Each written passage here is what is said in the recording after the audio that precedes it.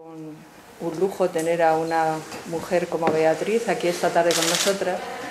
Nosotros hemos estado leyendo su libro, debatiendo sobre el libro, y nos parecía que como final, podríamos decir, que mejor que viniera la autora y nos explicara un poco los objetivos y qué es lo que ha pretendido con el libro, porque la verdad es un libro súper interesante, denso, y que merece no una lectura, sino bastante lectura, para poder llegar a captar todos los mensajes que hay en él.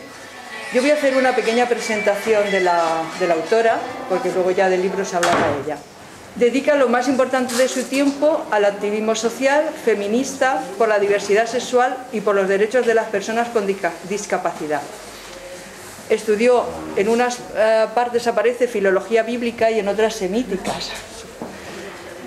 Y el tiempo es una militante, yo creo que increíble, y cuando no milita en nada lo dedica, ella dice que lo dedica a escribir. Ha publicado distintos libros, que ahora después voy a pasar a nombrar algunos de ellos. Ha escrito relatos, novelas, ensayos, poemas, escribe en varias webs, en distintas columnas en distintos periódicos.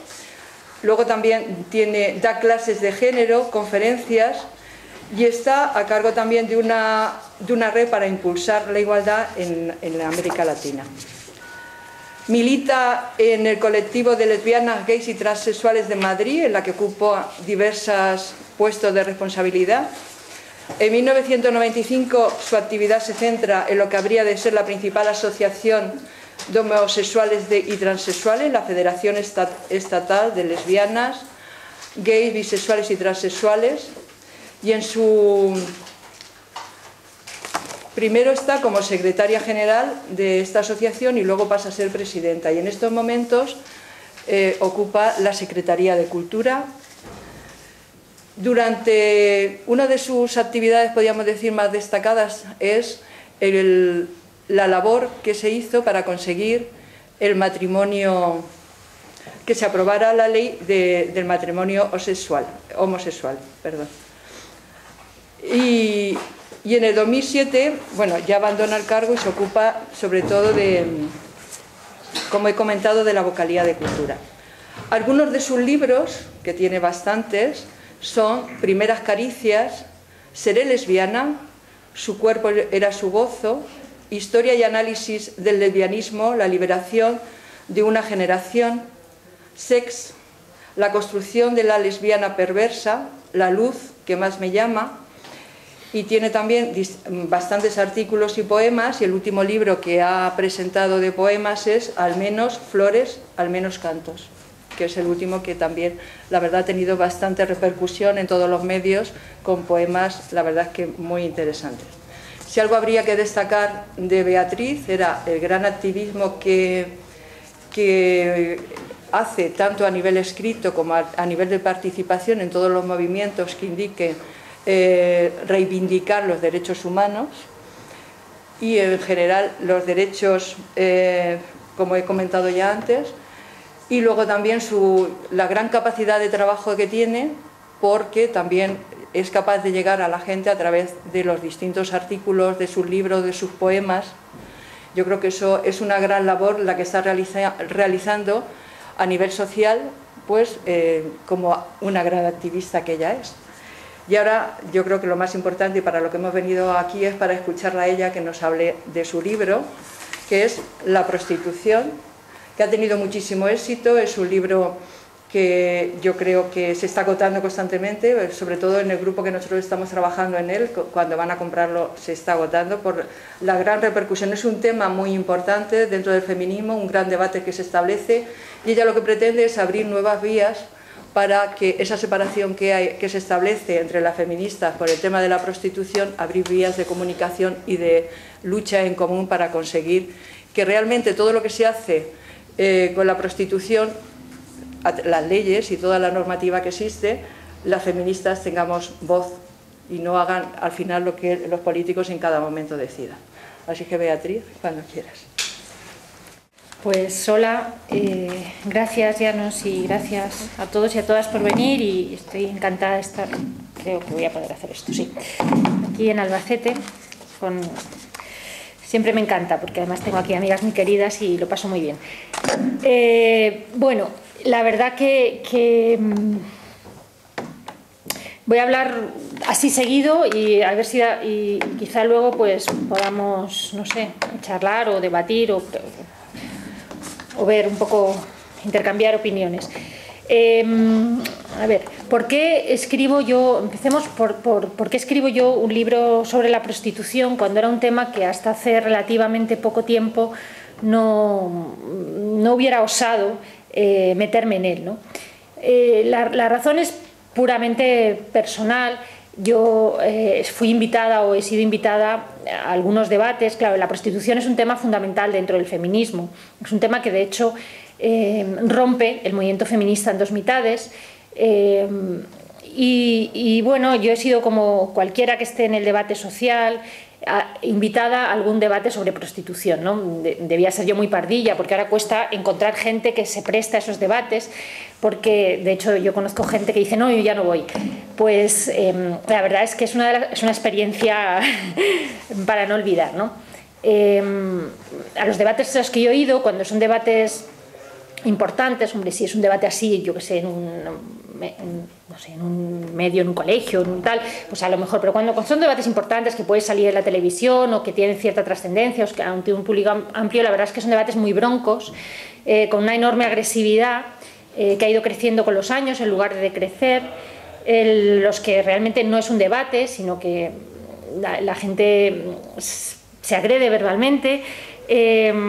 Y no es un debate en el sentido que no se intercambian puntos de vista ni opiniones. En fin, la gente que hemos estado en debates de este tipo sabemos a qué me refiero. Raquel Osborne, por ejemplo, que es una conocida profesora feminista y que ha participado en muchos debates sobre prostitución, que tiene algún libro, y ella está a favor de la...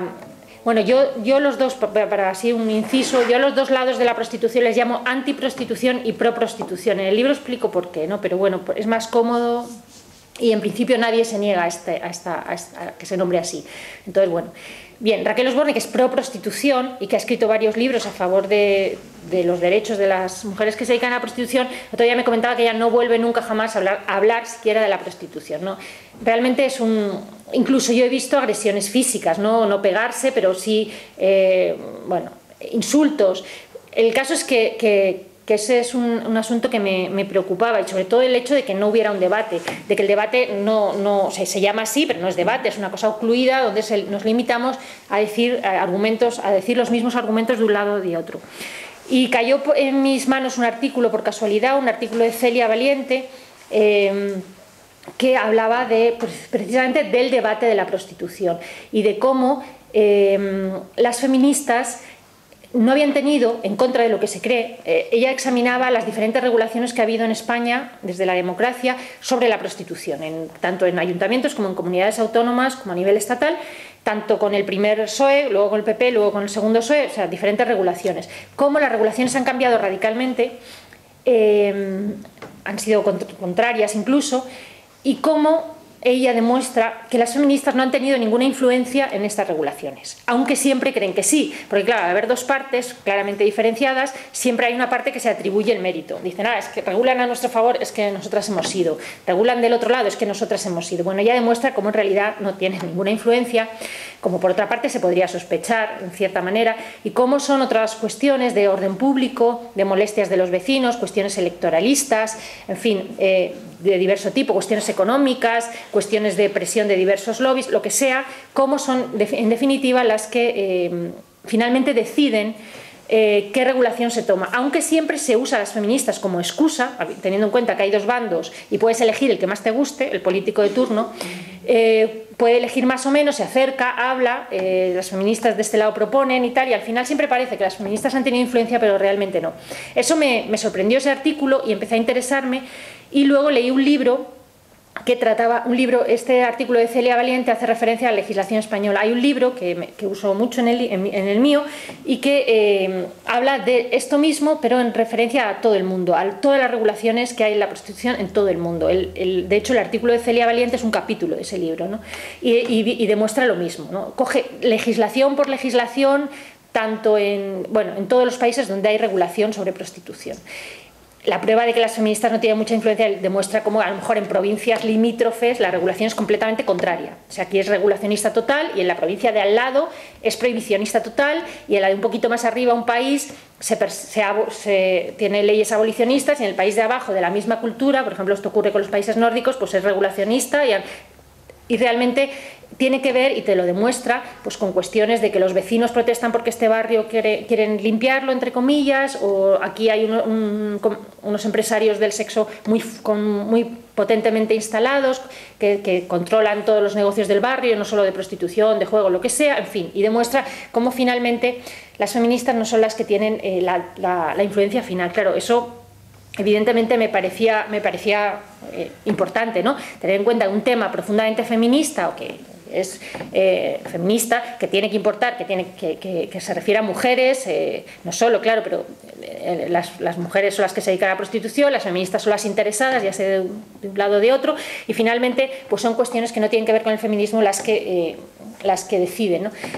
Y bueno, me metí en el tema y me empecé a estudiarlo, y mi primera impresión al entrar fue que el tema me superaba con mucho y yo no podía. Durante mucho tiempo recopilé información y me di cuenta que yo no podía hacerme cargo de la prostitución. O sea, decidí que no podía escribir un libro sobre la prostitución, porque según leía me di cuenta que la prostitución tiene que ver con todo.